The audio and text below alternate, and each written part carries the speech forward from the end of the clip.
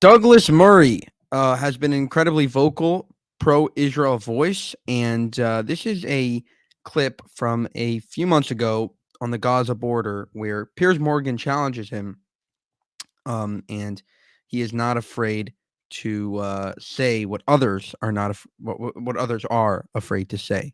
Check this out.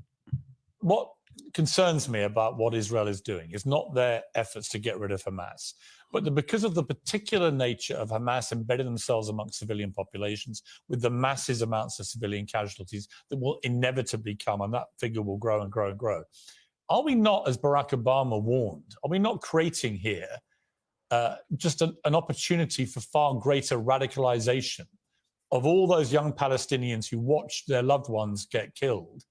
Why would we imagine that at the end of all this, they're going to want to do anything other than to become a new version of Hamas in wanting to exact revenge for what happened to their families? Well, two things. One is, if you just follow the logic of what Barack Obama said, then you just shouldn't do anything. If you're Israel, you should be attacked and just sit back and say, great, we'll wait for the next one.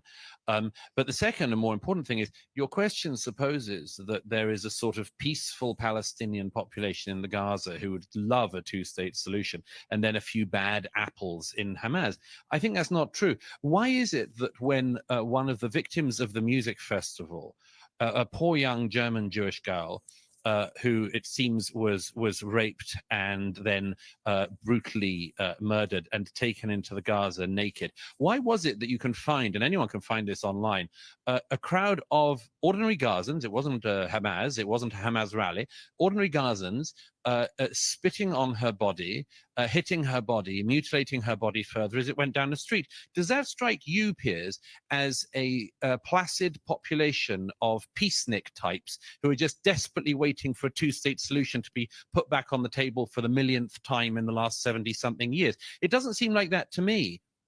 No, but there are over 2 million people in Gaza, and there weren't 2 million people in that video clip. There were a few hundred. So I don't like to make... Yeah, well, a few hundred at random, And did you see anyone in it saying, hey, guys, stop. We're not meant to mutilate the bodies of girls or rape them in public? No, I didn't see that. But then what you're really articulating, correct me if I'm wrong here, but isn't what you're articulating really an endorsement of collective punishment, where you assume they're all guilty? No. And if they don't stand up to Hamas, they're also guilty. Well, and that's where people have a problem, I think, with the moral line here, which is if you hold all the Gazans equally responsible, then is that not collective punishment, which is illegal? Well, first of all, there is some responsibility for people in the Gaza.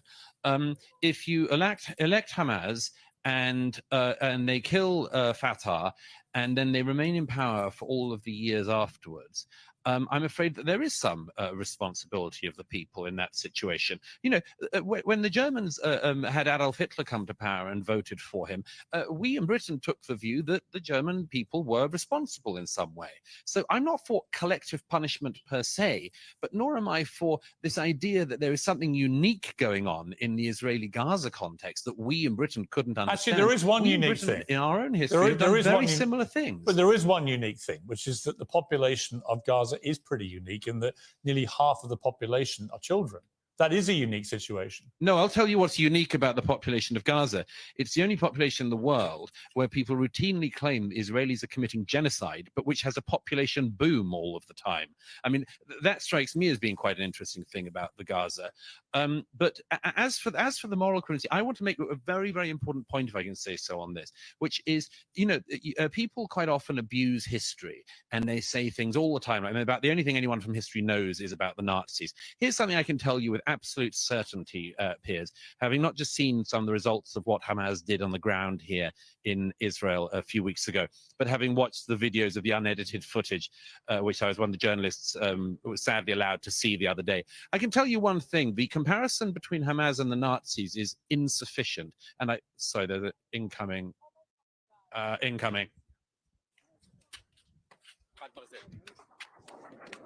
Get safe, Douglas. Come.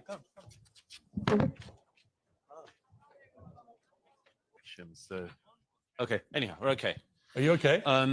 Let's just. Yeah. It's fine. Sorry, it was a something that Israelis live with every day. It was a rocket coming looked like it was just going to land on us here. Which way was that rocket coming from? Okay. Is it coming from Gaza or from Israel? Yes, seemed to be coming from Gaza. So, yeah, it's fine. It's okay. It's been happening all day. Let me just finish this point, if I may. Before we go on, Douglas, Atman, how does that make Sure. you? How does that make you feel? What just happened there? I mean, it's I'm a little used to it. I was in Ukraine last year and was in Kherson and Odessa and Mykolaiv, and when the Russians were shelling it, so I'm a little used to it. But just if I can just finish this point, sorry, there's a lot of banging going on, but anyway, we'll keep going. Well, look, if you need to stop, Douglas, we understand. No, don't worry. If we need to stop, I'll run to the shelter, I assure you. The thing that struck me, Piers, about seeing the 7th of October footage was that even the Nazis were actually ashamed of what they did. SS battalions who spent their days shooting Jews in the back of the head and pushing them into trenches had to get very, very drunk in the evening to forget what they had done. The Nazi high command famously had to sort of get around the problem of soldier morale because the soldiers knew this wasn't exactly what their lives were meant to look like either.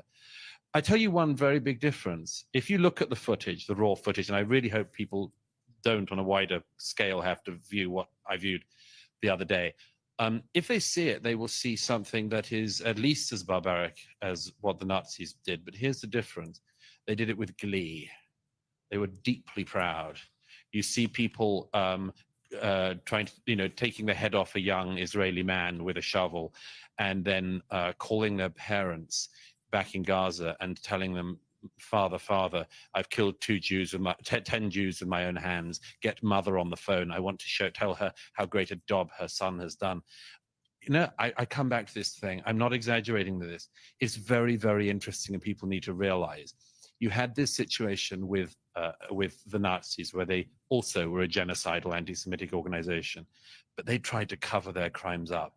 Hamas are actually proud of them, and they've said they will do them until the whole world is clear of Jews. Yeah. So I suggest we take that seriously, and I think that Israel is taking it seriously. I hope they continue to take it seriously, but I think the world should take it seriously, and that includes Britain. And when I hear British journalists, British commentators, and British politicians lecturing the Israelis on what they should do, I think, I'm sorry, this shows a failing in our country. It shows that we in Britain cannot enforce our laws. We don't even enforce our borders in Britain.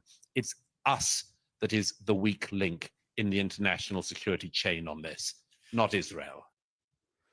Wow, that was a strong, powerful message from Douglas Murray at the Gaza border. He's been vocal throughout this war. He's 100% right on that. And for more, subscribe to the channel. If you want to help us make more of these videos, you can subscribe to our channel memberships and support us from there.